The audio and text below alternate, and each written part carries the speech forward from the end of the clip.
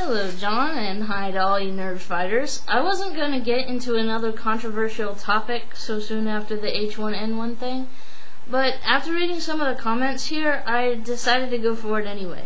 What disturbed me most about these comments were all the people who were saying things like, John, how could you, a writer, write such a horrible book? Or, anyone who likes Twilight is, insert insult here. Why do we feel the need to insult each other about our choices of reading materials?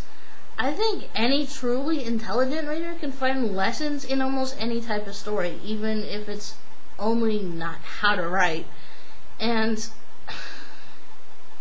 of course, there's still a lot of Harry Potter versus Twilight debating going on.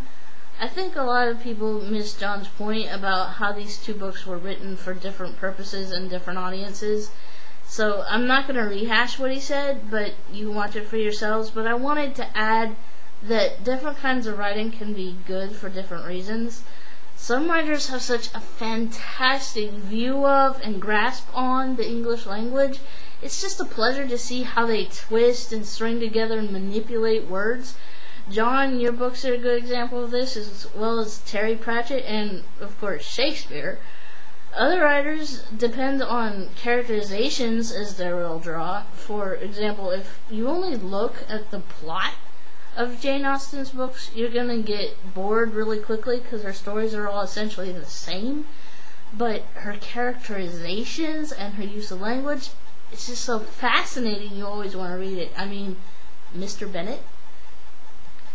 And other writers depend entirely on the story. So in these cases, the words are just a means to an end. And I think Twilight falls into that category. Like you said, it's fun, it's an easy read, it's just a simple writing style that doesn't force you to slow down and consider what you're reading.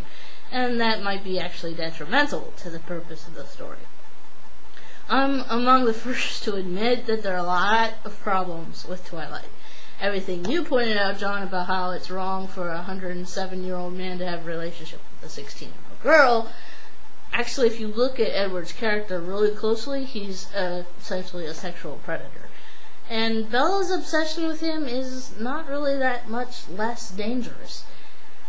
I also hate the resolution of Jacob's story, which, despite some foreshadowing, still comes across as Deus Ex Machina. I'm not going to get into it for the sake of the people who haven't read it yet, but there's also the problem that I have with every fantasy story that's set in the real world, is there's no real reason for the vampires to keep themselves a secret, other than the plot demands it. That is just something that I'm not going to get into, because if I do, you're going to have a raving lunatic on your hands by the end of this video.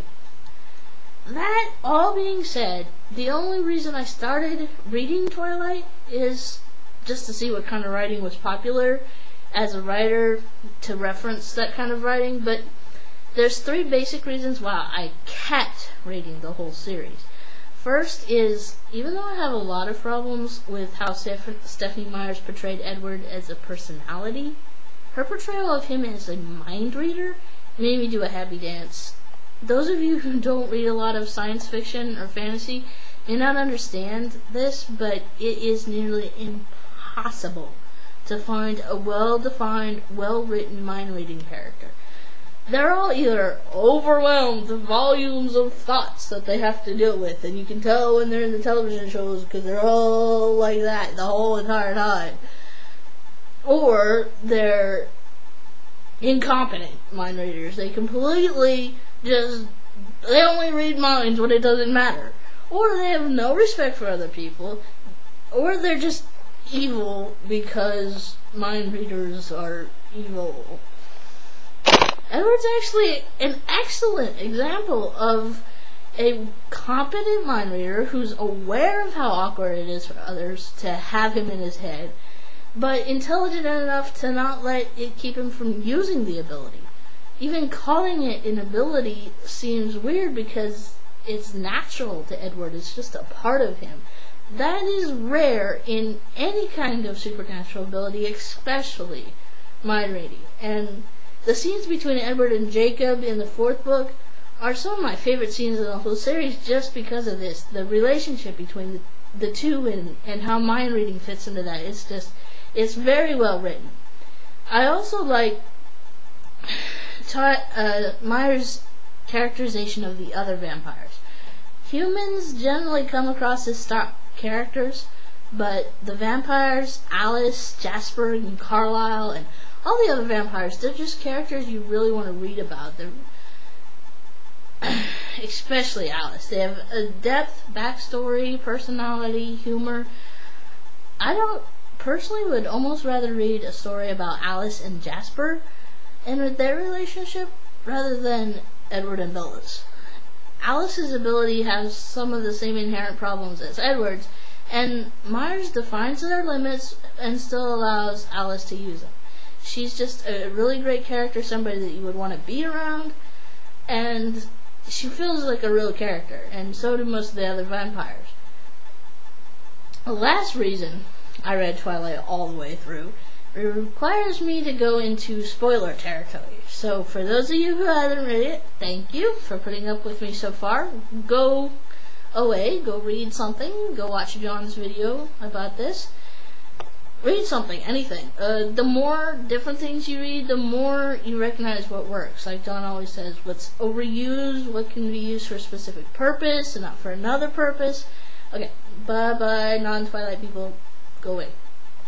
Okay, like you, John, I admit I kept reading to see if Bella and Edward would, But more than that, I wanted to see if Bella would actually become a vampire.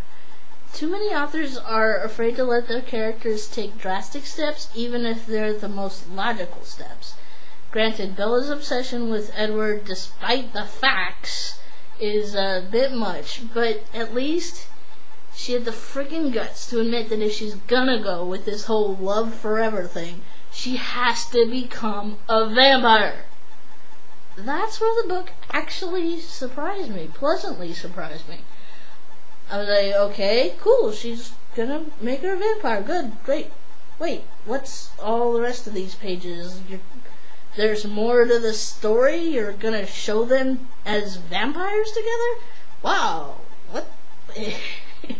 As a writer, I have problems trying to figure out when I'm supposed to end my stories, and I admit a lot of writers tend to keep going after the story is over, but a lot of people err on the opposite side and make readers feel like the story ended where it should have began.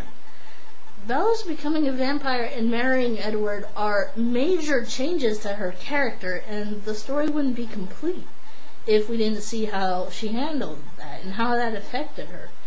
I've come to the point that the part of the story that shows Bella as a vampire is not only my favorite part, but also the only reason the series is worth reading up to that point. The second half of the last book is where Myers actually starts writing and exploring this world that she's created. The story itself has a lot of problems, and I think good reading can be found in bad stories. The book is fun to read. It does things a lot of fiction, science fiction, fantasies books have been afraid to do. And I also think it's wrong for people to insult other people just based on their reading material, their choice of reading. And it's wrong to think that only one kind of reading material, only one kind of literature is the good kind. And I will admit, the New Moon movie would have been a lot better if the soundtrack and Edward were removed from all but the last 10 minutes of the movie. Oh, way to go, Yeti. That obviously not comment was classic. Thanks everyone for listening to another of my rants. Thanks John for your videos, and I can't wait to see what the Nerd Fighters come up with for 2 punishments, one of each. DFTBA. Thank you. And goodbye.